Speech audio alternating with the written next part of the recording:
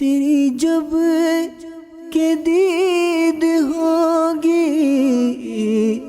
تبھی میری عید ہوگی، میرے خواب میں تم آنا مدنی مدینے والے۔ الحمدللہ رب العالمین والصلاة والسلام على سید الانبیاء والمرسلین، اما بعد فاعوذ باللہ من الشیطان الرجیم، بسم اللہ الرحمن الرحیم۔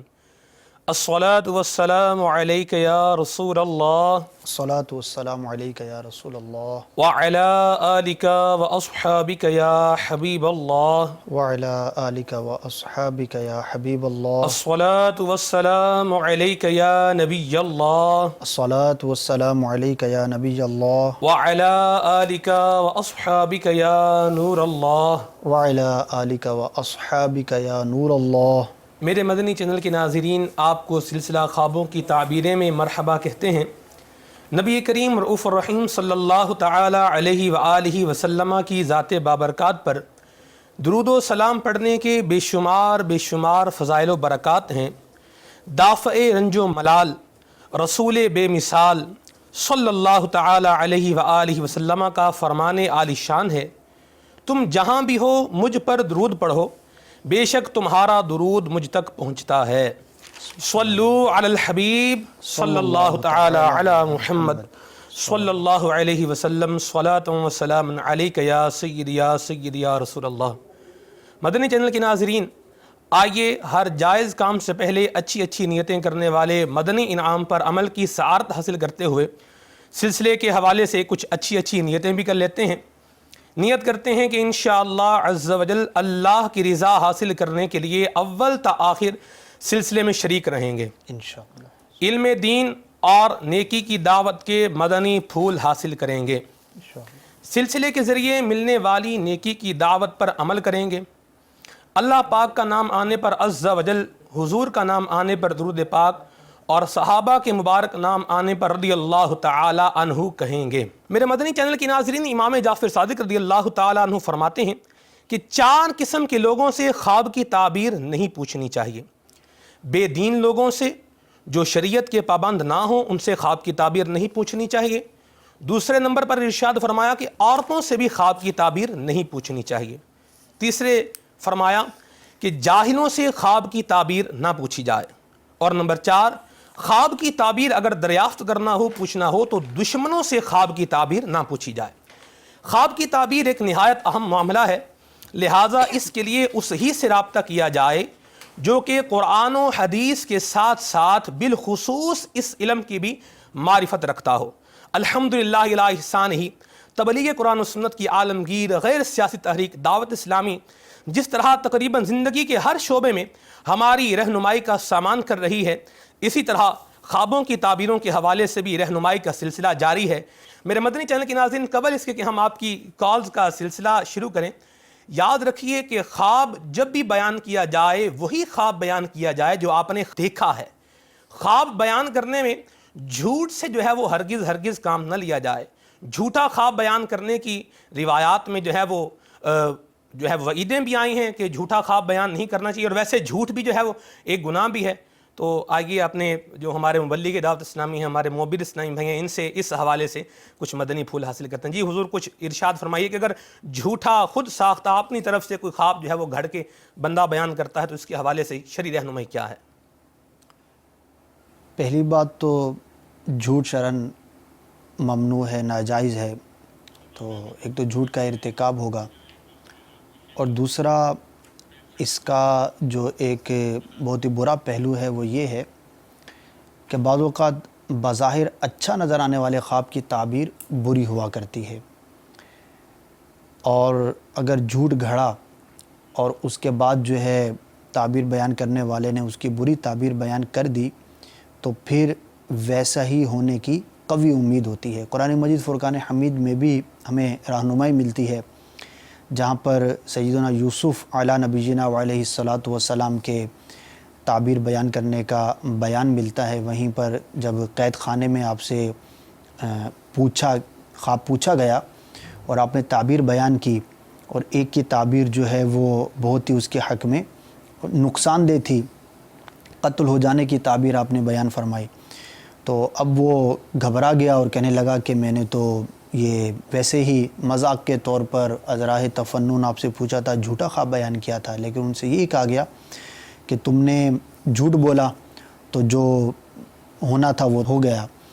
تو اب اس میں ہمیں تو قرآن مجید فرقان حمید ہی سے یہ بہت واضح رہنمائی ملتی ہے، اور کبھی بھی ایسا معاملہ نہیں کرنا چاہیے۔ بعض اوقات ہم اس کو اچھا سمجھ رہے ہوتے ہیں، بعض اوقات جو ہے وہ مذاق کے طور پر بھی پوچھتے ہیں، اور اس میں یہ بھی ایک ہمیں رہنمائی ملی کہ خواب کا مسئلہ ہو یا فقہی مسئلہ ہو، کسی بھی عالم سے آپ رابطہ کر رہے ہیں، کسی مفتی صاحب سے آپ بات کر رہے ہیں، تو کبھی بھی ازراہ تفنن نہ تو خواب بیان کرنا چاہیے، جھوٹ تو جھوٹ ہی ہے، اور نہ ہی ایسے ہی مسئلہ پوچھنا کہ دیکھتے ہیں کیا جواب دیتے ہیں، امتحاناً مسئلہ پوچھنا، یا اتنا مشکل اپنے طور پر مسئلہ سمجھتے ہوئے پوچھنا کہ ان کو نہیں آئے گا اور ہم جو ہے پھر ان کو لا جواب کریں گے، تو ایک ادب کے بھی خلاف ہے، اور شرعاً جو ہے وہ بہت ہی زیادہ برا ہے۔ امام اہل سنت اعلیٰ حضرت رحمۃ اللہ تعالیٰ کا ایک بہت ہی پیارا واقعہ ذہن میں آ گیا۔ سبحان اللہ۔ ایک مرتبہ آپ سے جو ہے وہ سوال کیا گیا کہ دو بہنیں ہیں، ان کا آپس میں جسم ملا ہوا ہے، اب عمر جو ہے وہ بالغات ہو گئی ہیں دونوں، تو اب ان کے نکاح کی کیا صورت ہوگی؟ تو پہلے تو امام اہل سنت نے رضی اللہ تعالیٰ عنہ ان کی تفہیم فرمائی کہ بظاہر یہ ایسا ہی لگتا ہے کہ یہ ایک من گھڑت سوال ہے، تو ایسا سوال نہیں کرنا چاہیے۔ اس کی وجوہات بھی بیان کی کہ اول تو ایسے عجیب و غریب مخلوق کا اگر پیدا ہو بھی جائے، زندہ رہنا اتنے عرصے تک جو ہے وہ ممکن نہیں ہوتا، عموماً یہی ہوتا ہے، اگر کوئی عجیب و غریب مخلوق کا جو ہے وہ پیدائش کا سلسلہ ہو جائے تو وہ زیادہ دیر تک زندہ نہیں رہتی، اور دوسرا یہ ہے کہ اگر ایسی کوئی شے پیدا ہو بھی جائے اور اتنا عرصہ رہ بھی جائے تو وہ تو پورے ہند کے اندر اس کی شہرت ہونی چاہیے کہ ایسا واقعہ فلاں جگہ پر ہوا کہ دو بہنوں کی ولادت ہے اور آپس میں وہ جڑی ہوئی ہیں، ان کا جسم جدا نہیں ہے۔ تو آپ نے فرمایا ایسا بھی نہیں ہے، تو اس سے بھی یہ معلوم ہوتا ہے کہ یہ اتنی عجیب و غریب خبر اور چھپ کے کیسے رہ سکتی ہے۔ تو پھر بہرحال آپ نے ایک تو یہ مدنی پھول ارشاد فرمائے کہ جب بھی کسی عالم سے مسئلہ پوچھا جائے تو ایک تو بناوٹی نہیں ہونا چاہیے اور امتحاناً نہیں ہونا چاہیے، تنبیہ فرمائی، لیکن اس کے بعد پھر ماشاءاللہ اعلیٰ حضرت تھے تو اس کا جواب بھی ارشاد فرمایا۔ جو مفہوم میرے ذہن میں ہے وہ آپ نے ارشاد فرمایا کہ شریعت جو ہے وہ کسی بھی معاملے میں ایسا نہیں ہے کہ لاجواب ہو جائے اور اس کے بعد اس کا حل نہ ہو۔ پھر آپ نے ان کے لیے بیان فرمایا کہ جس طرح سے کوئی عورت جو ہے وہ بیمار ہو یا کسی اور وجہ سے رشتہ ہی نہیں ہوتا ہو تو اب وہ بھی تو عمر گزاریں گی، تو ان کا بھی نکاح تو نہیں ہو سکتا، تو اب ان کو بھی عمر گزارنے کا حکم ہوگا، اور اگر جو ہے وہ جو ایک جسمانی ضرورت ہے وہ انگڑائی لیتی ہے تو اس کے لیے شریعت نے جو ہے وہ دوسرے اسباب بھی بیان فرمائے ہیں کہ روزوں کی کثرت کرے، تو اگر ایسا معاملہ ہے تو روزوں کی کثرت کا بھی جواب موجود ہے۔ تو شریعت جو ہے وہ کسی بھی معاملے میں لاجواب نہیں ہے۔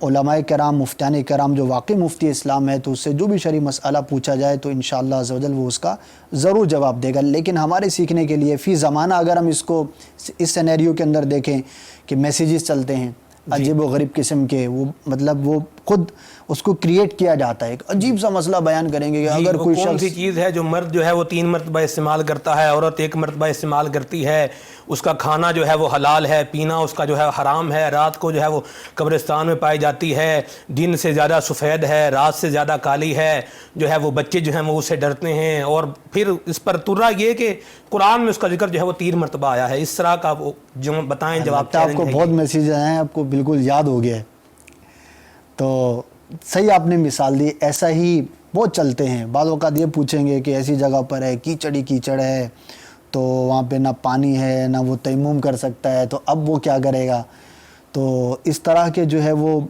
عام ہوتے ہیں میسیج۔ اچھا، نہ زندگی میں کبھی واسطہ پڑا، نہ آئندہ اس مسئلے سے واسطہ پڑھنے کی امید، اور نہ ہی وہ اس لیے پوچھ رہا ہوتا ہے کہ اگر واسطہ پڑھے گا تو میں اس کے مطابق عمل کروں گا۔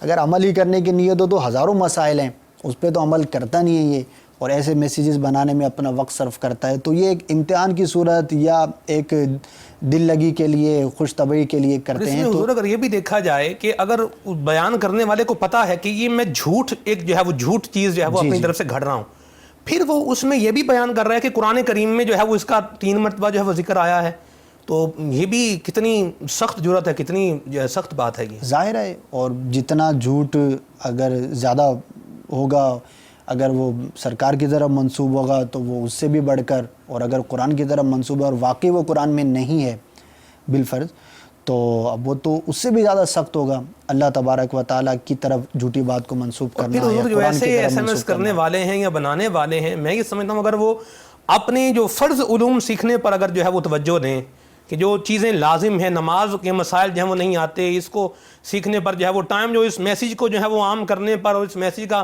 جو ہے وہ کرنے پر، اس کو آگے فارورڈ کرنے پر یا اس کا جواب لینے پر جتنا ٹائم جو ہے وہ خرچ کر رہے ہیں، اگر یہی وقت جو ہے یہ نماز کے احکام جو ہے وہ سیکھنے میں اگر گزارا جائے، قرآن کریم پڑھنا جو ہے وہ نہیں آتا، جو فرض ہے بقدر قرات جو ہے جو نماز کے اندر قرات کی جا سکے، فرض قرات وہ تو سیکھنا فرض ہے، تو وہ صحیح قرآن کریم پڑھنا نہیں آتا، یا قرآن کریم اگر پڑھتے ہیں تو اس میں ایسی غلطیاں ہیں کہ جس میں جو ہے وہ مخارج سے صحیح طریقے سے نہیں پڑھتے، الفاظ کی جو ہے وہ غلطی کرتے ہیں، لفظ کی جو ہے وہ غلطی کرتے ہیں، سین صاد ثا اس کا فرق نہیں ہے، ذال زا وا اس کا فرق جو ہے وہ نہیں کرتے، اور پھر معنی کی تبدیلی آتی ہے اور نماز بھی فاسد جو ہے وہ ہونے کا سلسلہ ہوتا ہے۔ تو یہ ایسے فضول میسیجز کرنے والے اسلامی بھائی جو ہے وہ اگر اس طرف توجہ دیں کہ نماز کے مسائل جو ہیں وہ سیکھے جائیں، یا مدرسۃ المدینہ بالغان میں جو ہے وہ شرکت کر کے قرآن کریم کی تلاوت جو ہے وہ اس کو کرنا سیکھیں، تو اس کے بارے میں کیا فرمائیں گے آپ؟ دیکھیں، جو ان کاموں میں لگا ہوا ہوگا، فرض علم کی جس کو پرواہ ہوگی، اپنی عبادات کی پرواہ ہوگی، تو ظاہر ہے وہ ان کاموں میں پڑے گا ہی نہیں، عموماً ان کاموں میں پڑے گا ہی جو وہ فضول ہو۔ اور ہمارے ہاں وہ ایک مقولہ ہے نا کہ ایک ڈھونڈو ہزار پھرتے ہیں، تو ایسے بے وقوفوں کی کمی نہیں ہے۔ اور امیر سنت کو وہ جملہ ہے نا کہ کرنے کے کام کرو ورنہ نہ کرنے کے کاموں میں لگ جاؤ گے۔ تو بہرحال یہ ایک طبقہ ہوتا ہے، مینٹیلیٹی ہوتی ہے، اور خالی یہی نہیں، اگر ہم فضولیات پر گفتگو کرنے جائیں گے تو بیسیوں چیزیں ایسی نظر آئیں گی کہ وہ کرنے والے کام نہیں کرنے، وہی جو ہے وہ رو رہا ہوتا ہے دوسرے دن کہ وہ رشتہ دار بھی ناراض ہے تو وہ جاب پر بھی وقت پر نہیں پہنچ رہا، اور بہت سارے کاموں میں وقت کی کمی کی وجہ سے وہ خود بھی پریشان ہوگا، لیکن دوسری طرف وہی شخص جو ہے وقت کو برباد بھی کر رہا ہوگا۔ تو یہ ایک نیچر ہے لوگوں کی۔ درس میں شرکت کریں، وقت نہیں ہے ہمارے پاس، مدنی قافلے میں سفر کریں، وقت نہیں ہے ہمارے پاس، مدنی مذاکرہ دیکھیں، مدنی چینل دیکھیں، وقت نہیں ہے ہمارے پاس، پڑھائی کا جو ہے وہ بڑا لوڈ ہے ہمارے پاس، یہ بھی ہوتا ہے، اور پھر یہ جو فضول میسیجز کا سلسلہ جو ہے وہ یہ بھی بڑا ہوتا ہے اس میں۔ تو ایسے اسلامی بھائیوں کو چاہیے کہ اپنا جو ہے وہ اس طرف جو ہے وہ وقت گزار، واقعی کرنے والے کاموں میں لگ جائیں، ورنہ نہ کرنے والے کاموں میں لگیں گے۔ مدنی چینل دیکھیں گے تو انشاءاللہ عز و جل فرائض علوم کا انشاءاللہ ذخیرہ جو ہے یہ حاصل ہوتا رہے گا انشاءاللہ عز و جل۔ آئیے آپ کی کالز کے سلسلے کی طرف بڑھتے ہیں، پہلی کال کی طرف چلتے ہیں۔ صلو علی الحبیب صلی اللہ تعالی علی محمد صلی اللہ تعالی علیہ وسلم۔ مدینہ الاولیاء ملتان شریف سے بات کر رہا ہوں۔ میری زوجہ نے خواب دیکھا ہے جو کہ امید سے ہیں، شادی کے 2-3 سال پہلے سے مسلسل اپنے آپ کو اڑتا ہوا دیکھتی ہیں اور سیڑھیاں چڑھتا بھی دیکھتی ہیں، ساتھ میں آسمان بھی دیکھتی ہیں، سبز درخت بھی دیکھتی ہیں جو کہ پہلے فضا میں دیکھتی ہیں، شادی کے بعد وہ درخت زمین پر دیکھتی ہیں۔ جی دوسری کال کی طرف چلتے ہیں۔ صلو علی الحبیب صلی اللہ تعالی علی محمد صلی اللہ تعالی علیہ وسلم۔ علی اصغر افطاری عرض کر رہا ہوں حضور، بصیر پور ضلع اوکاڑا سے۔ حضور میرا خواب یہ ہے کہ قربانی کا دن ہے اور ہمارا قربانی کا جانور بکرا وغیرہ وہ لاپتہ ہو گیا ہے، اور عزیزوں نے ایک بکرا ہمارے گھر بھیجا اور اس کو میں ذبح کر رہا ہوں، تعبیر ارشاد فرما دیں۔ جی حضور، پہلا خواب جو ہے وہ ملتان سے ہمارے اسلامی بھائی نے بیان کیا ہے کہ ان کے بچوں کی امی نے جو ہے وہ خواب میں دیکھا ہے، اڑتا ہوا اپنے آپ کو دیکھا ہے اور آسمان بھی دیکھا ہے۔ شادی سے پہلے خواب دیکھتی ہیں درخت نظر آتے ہیں، شادی کے بعد جب وہ درخت جو ہے وہ زمین میں لگے ہوئے نظر آتے ہیں، کیا فرمائیں گے اس کے بارے میں؟ پہلی بات تو یہ عرض کروں گا کہ کوشش یہ کریں کہ جو کرنٹ خواب ہو، تازہ خواب ہو، وہ بیان کرنا چاہیے۔ اب اس کی تعبیر تو میں انشاءاللہ عرض کرتا ہوں، لیکن یہ ہوتا ہے کہ جیسے انہوں نے بیان کیا کہ وہ 3-4 سال پرانا خواب دیکھتی تھیں اور یوں معاملات ہوتے تھے، تو اب ہو سکتا ہے کہ اس کی تعبیر ظاہر ہو کر ختم بھی ہو چکی ہو، جو ہونا تھا وہ ہو چکا، گزر چکا۔ ظاہر ہے کہ خواب کی تعبیر ایسا تو نہیں کہ جب تک پوچھیں گے نہیں اس وقت تک اس کا اظہار نہیں ہوگا، وہ تو خواب ہے اور اس کے متعلق جو بھی اظہار ہونا ہوتا ہے وہ ہو جاتا ہے۔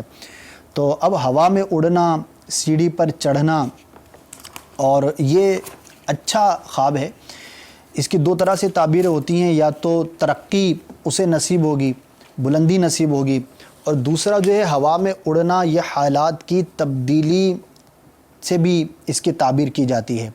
तो अब हो सकता है कि जिन दिनों में इन्होंने ख्वाब देखा उन दिनों अगर बुरे हालात थे तो उसके बाद अच्छे हालात हो चुके हों, या उन दिनों अच्छे हालात थे तो उसके बाद आजमाइश का शिकार हो चुकी हों, तो हालात की तब्दीली से मुताल्लिक है ये।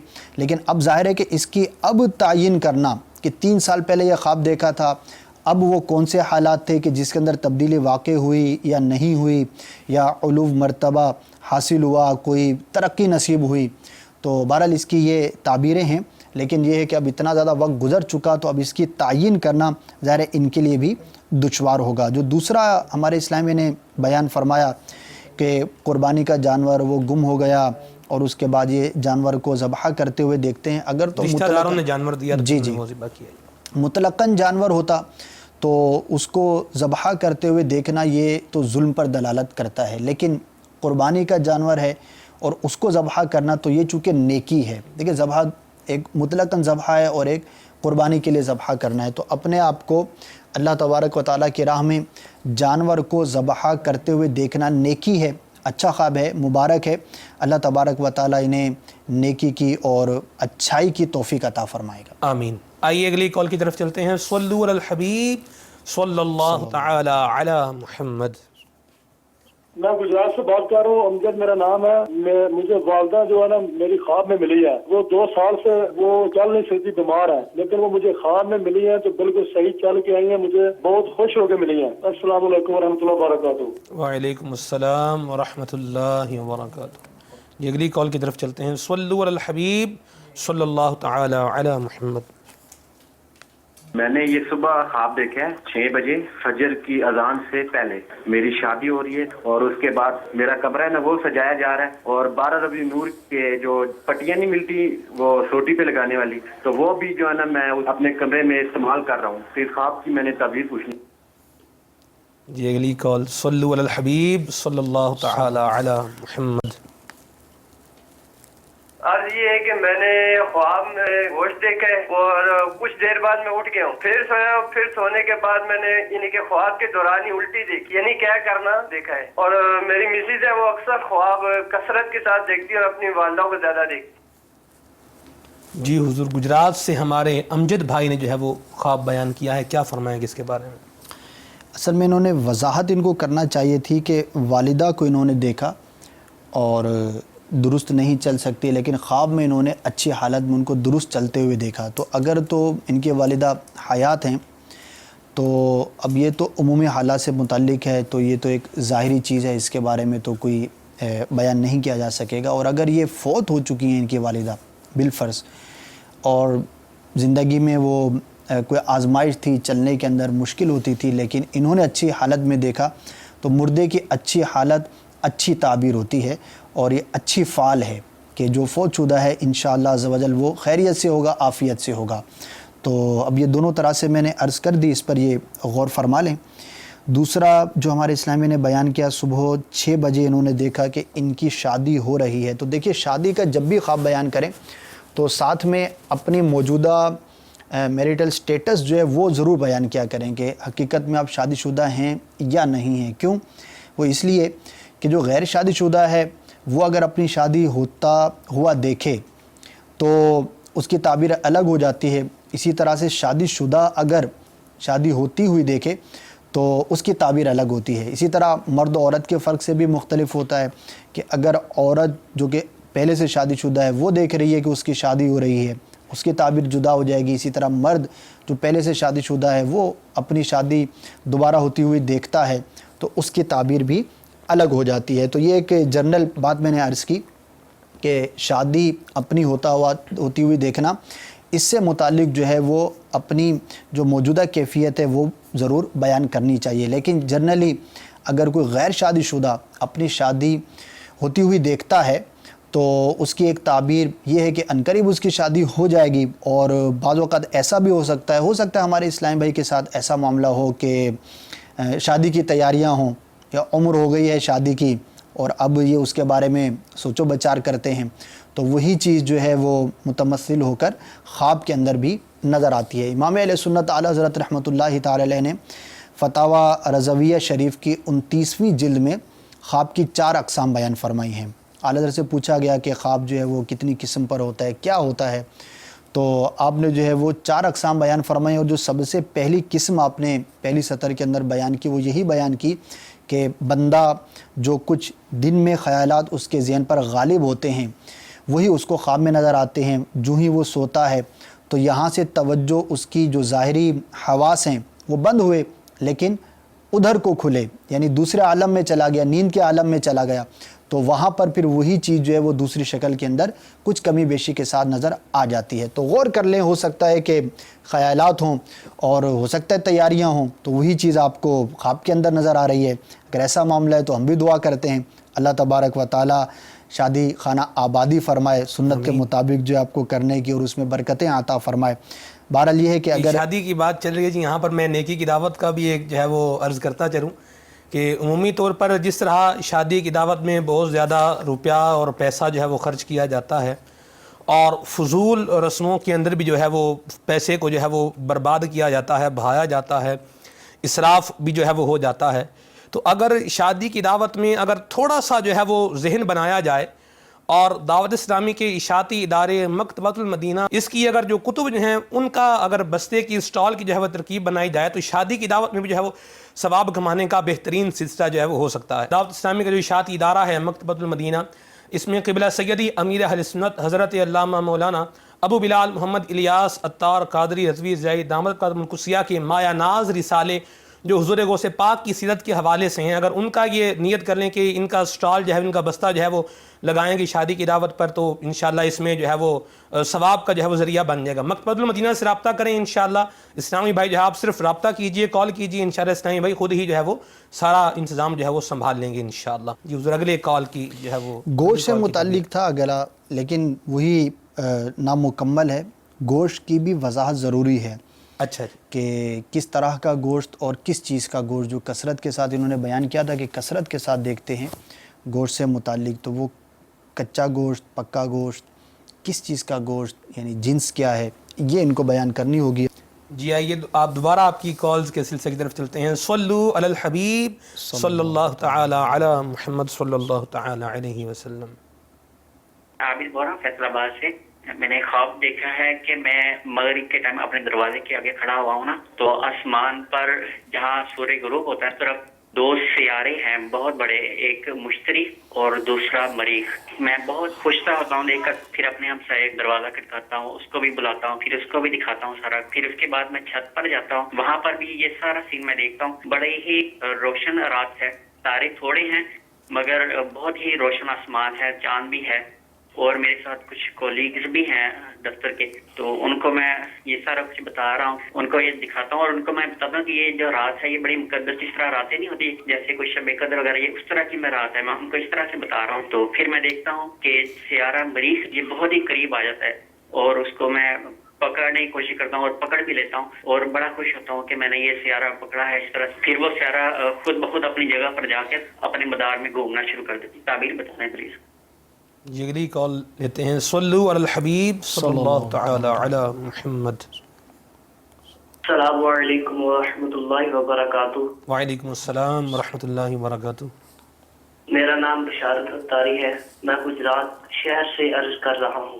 سلسلہ خوابوں کی تعبیر میں میرا خواب یہ ہے، میں خواب میں نعت شریف پڑھ رہا ہوں، حبیب خدا کا نظارہ کروں میں، نعت پڑھتے پڑھتے میں رو رہا ہوں، برائے کرم اس کی تعبیر ارشاد فرما دیں۔ ماشاءاللہ، مدنی چینل دیکھتے رہیے انشاءاللہ، عشق مصطفیٰ، خوف خدا اور فرائض علوم کی دولت سے مالا مال ہوتے رہیں گے انشاءاللہ۔ جی حضور، سردار آباد فیصل آباد سے ہمارے اسلامی بھائی نے کال کی اور خواب بیان کیا، اس کی کیا تعبیر کے بارے میں فرمائیں گے؟ 2 سیاروں کا انہوں نے تذکرہ کیا، مریخ کا اور مشتری کا۔ جی، تو ایک جو ہے وہ بادشاہ کے پہلوان کی علامت ہے، اور دوسرا جو ہے وہ بادشاہ کا جو خزانچی ہوتا ہے، یعنی مالیات کا نگران کہہ لیں، اس سے یہ تعبیر ہے خزانچی جو ہوتا ہے بیت المال کا. اور پھر انہوں نے حاصل کیا، چاند کو بھی دیکھا. چاند جو ہے وہ وزیر کی علامت ہوتا ہے. تو مجموعی طور پر جو انہوں نے خواب بیان کیا تو اچھا خواب ہے. ان کو اگر کوئی ان کا معاملہ کہیں اٹکا ہوا تھا، اور بالخصوص اگر کوئی گورنمنٹ کا معاملہ تھا، کوئی اس طرح کا ڈاکومنٹیشن کا بعض اوقات ہوتا ہے یا کوئی بھی سروس کا معاملہ ہوتا ہے، تو انشاءاللہ عز و جل ان کو اس میں کامیابی نصیب ہوگی. یا پھر اگر ایسا معاملہ نہیں تو ان کو فائدہ ضرور حاصل ہوگا. اچھا حضور، یہ سیاروں کی تعبیر کے حوالے سے کیا سیارے کی تعبیر بھی مختلف ہوتی ہے؟ مثلا مشتری دیکھا تو اس کی تعبیر یہ ہے، مریخ دیکھا تو اس کی جو تعبیر جو ہے وہ یہ ہے، تو اس طرح کیا اس کے بارے میں مدنی پھول کچھ ہاں مزید بالکل، بیان جو فرمائیں؟ مشہور سیارے ہیں نا، جیسے زہرہ ہے، جی، عطارد ہے، جی، تو وہ اس کی بادشاہ کی ملکہ سے، اس کی اصل میں سیاروں کو، سورج کو اور چاند کو نا ایک بادشاہ اور اس کے خاندان سے تعبیر کیا گیا ہے. سورج کی تعبیر بادشاہ سے، چاند کی تعبیر وزیر سے، مریخ پہلوان سے، شاہی پہلوان. مشتری جو ہے وہ شاہی خزانچی سے، اسی طرح زہرہ ملکہ سے. اور اب یہ ہوتا ہے کہ اب جس کا تو اس طرح کے خاندان سے کوئی تعلق ہو، جیسے ملکہ سے جس کو کوئی تعلق ہے تو ملکہ، نہیں تو زہرہ کی تعبیر جو مطلقاً عورت سے بھی لی جاتی ہے. تو اسی طرح اور جو مشہور سیارے ہیں تو ان کی بھی تعبیریں جو ہے وہ کتابوں میں بیان کی گئی ہیں. لیکن جو اب ظاہر ہے کہ سائنسی دور ہے تو نئے سے نئے سیاروں کو جو ہے وہ دریافت بھی کیا جاتا ہے. اسی طرح سے اور بھی ستاروں کے بارے میں معلومات، سیاروں کے بارے میں معلومات ہوتی رہتی ہیں. تو اب جو نئے جو سیارے دریافت ہوتے ہیں تو ان کی تو ابھی تعبیرات نہیں ملتی کتابوں میں، لیکن جو مشہور ہیں، جن کا پرانے جو ان ستاروں کا علم رکھنے والے تھے انہوں نے بیان کیا اور بزرگان دین نے اس سے متعلق جو ہے وہ تعبیرات کو بیان فرمایا، تو جو مشہور ہیں تو ان کی تعبیرات ملتی ہیں. اور مطلقاً ستارے اور سیارے جو ہیں یہ تو مشہور ہیں، مریخ، مشتری، اسی طرح زہرہ ہے. تو جو مطلقاً ہے اس کو بادشاہ کی فوج سے تعبیر کیا گیا ہے. اور وہ امیر المؤمنین سیدنا عمر فاروق اعظم رضی اللہ تعالیٰ عنہ کا بہت مشہور واقعہ چند مرتبہ بیان بھی کیا ہے کہ وہ ایک گورنر کو بھیجا تھا آپ نے، پھر اس کو معزول کر دیا، اور وہ خواب اس نے دیکھا تھا جس کے نتیجے میں آپ نے اس کو معزول کیا. تو اس نے بھی اسی طرح کا بیان کیا تھا کہ میں نے دیکھا کہ سورج میں اور چاند میں آپس میں جو ہے وہ جھگڑا ہو گیا ہے، اور ستاروں کو دیکھا کہ بعض سورج کی طرف ہیں، بعض جو ہے وہ چاند کی طرف ہیں. تو آپ نے پوچھا کہ تو کس کی طرف تھا؟ تو اس نے کہا میں چاند کی طرف تھا. تو آپ نے اس کو معزول کر دیا. اور صحابہ کرام کے پوچھنے پر آپ نے بیان فرمایا کہ یہ اس کی تعبیر جو میں نے مراد لی وہ یہ ہے کہ یہ آگے چل کر مستقبل میں خلافت جو ہے مسلمانوں کی جو مرکز ہے اس سے بغاوت کرنے والوں کے ساتھ ہوگا. تو میں نے اس کو معزول کر دیا. اور پھر لکھا کہ ایسا ہی ہوا کچھ عرصے کے بعد. تو یہ چاند، ستارے، سیارے اور جو مختلف یہ آسمانی دنیا ہیں اس کی تعبیرات کو کتابوں میں بیان کیا گیا ہے. جی حضور، ہمارے بشارت بھائی نے جو ہے وہ گجرات سے کال کی، کہتے ہیں کہ خواب میں دیکھا نعت شریف پڑھا ہوں، حبیب خدا کا نظارہ کروں میں اور رو رہا ہوں. ماشاءاللہ اچھا ہے. اس طرح کے خواب عموماً جو ہے وہ عشاق دیکھا کرتے ہیں اور بہت مبارک ہے. اور یہ اس کے ذہن کی عکاسی کرتا ہے کہ وہ سرکار صلی اللہ تعالی علیہ وسلم سے محبت کی علامت ہے. عام زندگی میں بھی وہ پڑھتا ہوگا، سوچتا ہوگا، سرکار کی یاد میں روتا ہوگا صلی اللہ تعالی علیہ وسلم. تو وہی خواب میں دیکھا. تو خواب میں نعت شریف پڑھنا، منقبت یعنی اچھا عمل کرتے ہوئے دیکھنا اپنے آپ کو، یہ مبارک ہے. حضور، یہ ایک سوال کا مزید جو ہے وہ جواب ارشاد فرمائیے کہ ہمارے مدنی چینل پر اجتماع ذکر و نعت کا سلسلہ دیکھیں، قبلہ سیدی امیر اہل سنت دامت برکاتہ العالیہ کے مدنی مذاکروں میں اگر نعت شریف کا سلسلہ ہو تو اس نعیم بھائی نعت سن بھی رہے ہوتے ہیں اور وہ ساتھ میں جو ہے وہ رو بھی رہے ہوتے ہیں. تو یہ رونے کی کیا جو ہے وجہ بنتی ہے؟ نعت شریف سن رہے ہیں، اچھی بات ہے، سبحان اللہ.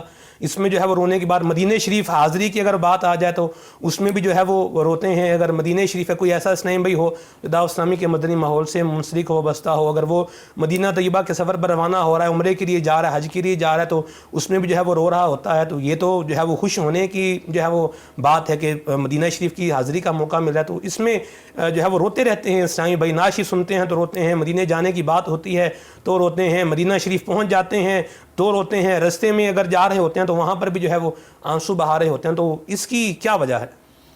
امیر سنت سے یہی تقریباً سوال پچھلے دنوں مذاکرے میں ہوا تو آپ نے اس کا جواب ارشاد فرمایا کہ یہ رونا خوشی کا رونا ہوتا ہے بعض مواقع جب مدینے جا رہے ہیں تو خوشی کا موقع ہے، لیکن خوشی جب بہت بڑی خوشی ملتی ہے تو بھی یہ انسان کے جذبات ہوتے ہیں، اس وقت بھی رو پڑتا ہے۔ مثال کے طور پر کسی کا کوئی بہت عزیز ہے، دوست ہے، اور بہت عرصے کے بعد اس کو ملنے کے لیے آیا، بہت دور سے آیا، اب وہ جیسے آیا تو گلے لگ کے آنسو آ جاتے ہیں۔ اسی طرح ماں باپ ہیں، بہن بھائی ہیں، اور جو اہل قرابت ہوتے ہیں یا جس سے قلبی لگاؤ ہوتا ہے، تو اب اس کے آنے پر رونا، اب یہ تو نہیں ہے کہ بھئی تو کیوں آ گیا، کیا غلطی کر لی اور اب تو میرا تو نے خرچہ بڑھا دیا اور وہ غم کے اندر رونا شروع ہو گیا ہے، ایسا نہیں، وہ ظاہر ہے کہ خوشی کا رونا ہے۔ تو ایسے ہی ایک تو یہ ہے کہ مدینے جا رہے ہیں، خوشی کا بھی رونا ہوتا ہے، اور پھر ایک کیفیت بھی ہوتی ہے سرکار صلی اللہ تعالی علیہ وسلم کی یاد میں مدینہ پاک جانے میں۔ اسی طرح واپسی پر بھی رویا جاتا ہے، تو وہ بچھڑنے پر غم ہوتا ہے، جیسے اپنے محبوب سے کسی جس سے بندہ محبت رکھتا ہے، مہمان آتا ہے، جب وہ عزیز جاتا ہے اس وقت بھی رویا جاتا ہے۔ تو یہ تو بڑی سعادت کی بات ہے، اور صحیح بات تو یہ ہے کہ اس کا لطف اور اس کی حقیقت تو اسی کو پتہ چلے کہ جو ایسے عشاق کے ساتھ اٹھے بیٹھے۔ ایک مجھے بہت پرانا ایک واقعہ یاد آیا، اسی طرح سے ایک دفعہ اعتکاف کا سلسلہ تھا، تو اب اعتکاف میں بھی خوب رونا ہوتا ہے ہمارے یہاں الحمدللہ، اب وہ یاد رمضان میں بھی رویا جاتا ہے۔ تو اب وہ کوئی ایسا عام اسلامی بھائی آ کر بیٹھ گیا اعتکاف میں، اور اس کو یہ رونا سمجھ میں نہیں آ رہا تھا کہ یار یہ آپ لوگ جب بھی محفل کرتے ہیں، عموماً طاق راتوں میں محفل وغیرہ کا سلسلہ ہوتا ہے، تو آپ لوگ کیوں روتے ہو؟ تو اب ظاہر ہے کہ وہ جو مبلغ تھے وہ سمجھدار تھے، اس وقت انہوں نے حکمت عملی اختیار کی، تو اس وقت وہ زیادہ انہوں نے جواب نہیں دیا۔ انہوں نے یہ کیا کہ جب اگلی محفل تھی، جب اجتماع ذکر و نعت کا سلسلہ تھا، تو انہوں نے کوشش کر کے جو ہے وہ اس کو آگے بٹھا دیا، کیونکہ نیا نیا ہوتا ہے تو وہ عموماً پیچھے بیٹھا ہے، ٹیک لگا کے آگے پیچھے گھوم رہا ہے، پھر رہا ہے، تو وہ ظاہر ہے کہ ذوق نصیب نہیں ہوتا۔ اب وہ جب محفل جمی اور اس میں جب عاشقان رسول کی صحبت میں وہ قریب ہو کر بیٹھا، اور جب محفل ختم ہوئی تو مبلغ نے جا کے دیکھا تو سب سے زیادہ وہی رو رہا تھا، اور وہ اتنا رو رہا تھا کہ اس کو چپ کرا رہے ہیں، اور وہ نہ کھانا کا اس کو ہوش، نہ کچھ اور ہوش۔ تو پھر اب مبلغ نے اس سے پوچھا کہ بھائی آپ کو کیا ہو گیا تھا؟ اس نے بولا پتہ نہیں کیا ہو گیا تھا مجھے، تو بولے یہی سب کو ہوتا ہے۔ تو حقیقی لطف اس رونے کا اور حقیقی وجہ تو اس کو پتہ لگے کہ جو اس ماحول سے قریب ہو۔ واقعی تعجب کرتے ہوں گے، ناظرین بھی کرتے ہوں گے کہ یار یہ روتے رہتے ہیں، قرآن کریم تلاوت سن رہے ہیں تو رو رہے ہیں۔ امیر السنت مدنی مذاکرہ جو ہے وہ شروع ہونے والا ہے، تلاوت قرآن ہوئی، امیر السنت بھی جلوہ فرما ہے، کل من علیہ فان، سورہ رحمان کی آیات کی تلاوت، تو اس میں امیر السنت رو رہے ہیں۔ تراویح اس میں جو ہے وہ لائیو نشر آپ نے ہوتی ہے، اس میں تلاوت ہو رہی ہے امیر السنت، اس میں بھی جو ہے وہ رو رہے ہیں۔ تو ایک تو یہ ہے پہلو جو آپ نے آیت کا ریفرنس دیا، جی، اس کے اندر فنا کا تذکرہ ہے، تو موت کا تذکرہ ہے، آخرت کا تذکرہ ہے، تو بعض اوقات جو ہے وہ جو سمجھنے والا ہے آیات قرآنی کو سمجھ رہا ہے، تو بعض اوقات ترہیب کی آیت ہوتی ہے، عذاب کا تذکرہ ہوتا ہے، تو اس پر جو ہے وہ پھر رو دیتا ہے۔ تو ایک وجہ یہ بھی ہوتی ہے خوف خدا عز و جل سے رونا، اسی طرح عشق مصطفیٰ صلی اللہ تعالی علیہ وآلہ وسلم میں رونا، تو بہت ساری اس کی اقسام ہیں۔ تو اب مدنی چینل پر تقریباً تمام ہی طرز کی جو ہے وہ ان کو ناظرین کو دیکھنے کے مواقع ملتے ہیں۔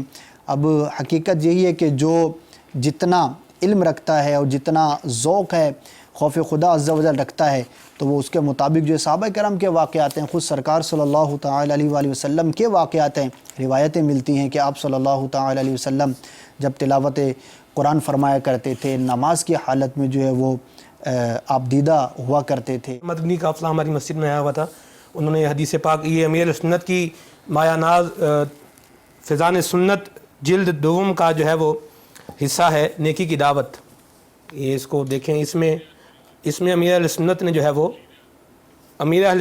ہے وہ اس میں جو ہے وہ بیان فرمایا ہے خوف خدا سے رونے کی کیا برکتیں ہیں اور کیا اس کی فضیلتیں ہیں، حدیث میں کیا جو ہے وہ حکم آیا ہے۔ تو اس ٹائم بھی بتا رہے تھے حدیث پاک کہ سرکار سے سامنے ارشاد فرمایا سورہ تکاثر پڑھنے کا، کہ جو سورہ تکاثر میں پڑھنے لگا ہوں، جو سنے گا روئے گا تو اس کے لیے جنت کی بشارت ہے۔ تو خوش نصیب ہیں وہ مسلمان کے جو قرآن کریم تلاوت سنتے ہیں اور آنسو بہاتے ہیں۔ اللہ تعالیٰ ہمیں بھی جو ہے وہ یہ سعادت عطا فرمائے۔ تو میرے مدنی چینل کے ناظرین، اگر آپ بھی چاہتے ہیں کہ ہمیں عشق مصطفیٰ میں رونا نصیب ہو جائے، خوف خدا میں رونا جو ہے وہ ہمیں نصیب ہو، تو اس کا بہترین ذریعہ یہ ہے کہ قبلہ سیدی امیر اہل سنت کی صحبت اختیار کیجئے، مدنی مذاکروں کے ذریعے امیر اہل سنت کی صحبت اختیار کیجئے، فیضان سنت کا مطالعہ کیجئے، انشاءاللہ دل جو ہے وہ عشق مصطفیٰ کا مدینہ بنے گا، خوف خدا سے رونے کی سعادت حاصل ہوگی۔ اللہ تعالی ہم سب کو یہ برکتیں عطا فرمائے۔ آئیے اگلی کال کی طرف چلتے ہیں۔ صلو علی الحبیب صلی اللہ تعالی علی محمد صلی اللہ علیہ وسلم۔ میں نے آج سے 2-4-5 مہینہ پہلے خواب دیکھا تھا، جمعے کی نماز پڑھنے گیا ہوں مسجد میں، تو جمعے کی نماز جب ہم پڑھ کے فارغ ہوئے ہیں تو وہاں سے کچھ چند لوگ کے اوپر اللہ کے ولی بیٹھے ہوئے چلے ان سے ملتے ہیں، تو ہم اوپر گئے، وہ چارپائی پہ لیٹے ہوئے تھے، جب ہم ان کے میرے چہرے پہ ہاتھ رکھا اور لوگوں کے چہروں پہ بھی وہ ہاتھ رکھ رہے تھے، میرے چہرے پہ جب انہوں نے ہاتھ رکھا تو اسی لمبے میری آنکھ ایک دم کھل گئی تھی۔ کیا اس کی تعبیر بتائیے گا؟ جی حضور کیا فرمائیں گے اس خواب کے بارے میں تعبیر؟ اولیاء کرام کا انہوں نے تذکرہ کیا ہے، اگر ہو سکتا ہے ان کو پہچان نہ ہوئی ہو یا کسی طرح سے معلوم نہ ہوا ہو کہ کس ولی کی انہوں نے زیارت کی، تو اولیاء کرام کی بھی مختلف تعبیرات ہیں، جس طرح کہ انبیاء کرام کی مختلف تعبیرات ہیں۔ ابراہیم علیہ نبی جنا علیہ الصلوۃ والسلام کی زیارت اس کی الگ تعبیر ہے، عیسیٰ روح اللہ علیہ نبی جنا علیہ الصلوۃ والسلام کی الگ تعبیر، اسی طرح جو مشہور جو اولیاء کرام ہیں تو ان کی بھی مختلف تعبیرات ہیں، لیکن انہیں مطلقاً اولیاء کرام کو بیٹھے ہوئے دیکھا، چہرے پہ انہوں نے ہاتھ پھیرا، تو یہ برکت کی علامت ہے، اچھا خواب ہے، مبارک خواب ہے، انشاءاللہ عز و جل ان کے لیے بہتری کا سامان ہوگا۔ میرے مدنی چینل کے ناظرین، سلسلے کا وقت ختم ہوا چاہتا ہے، انشاءاللہ عز و جل آئندہ پھر جو ہے وہ سلسلہ لے کر حاضر ہوں گے۔ مدنی چینل دیکھتے رہیے، انشاءاللہ عز و جل مدنی چینل کی برکت سے امیر اہل سنت کے بالخصوص مدنی مذاکرے جو ہیں یہ دیکھتے رہیے، انشاءاللہ عز و جل دین و دنیا کے فوائد حاصل ہوں گے۔ اللہ تعالی ہم سب کو دعوت اسلامی کے مدنی ماحول سے وابستہ رہنے کی توفیق رفیق مرحمت فرمائے، کہ بلا سیدی امیر اہل سنت کی غلامی میں استقامت عطا فرمائے، آمین بجاہ النبی امین صلی اللہ تعالی علیہ وسلم۔ صلو علی الحبیب صلی اللہ تعالی علی محمد۔ تیری جب کہ دید ہوگی تبھی میری عید ہوگی، میرے خواہ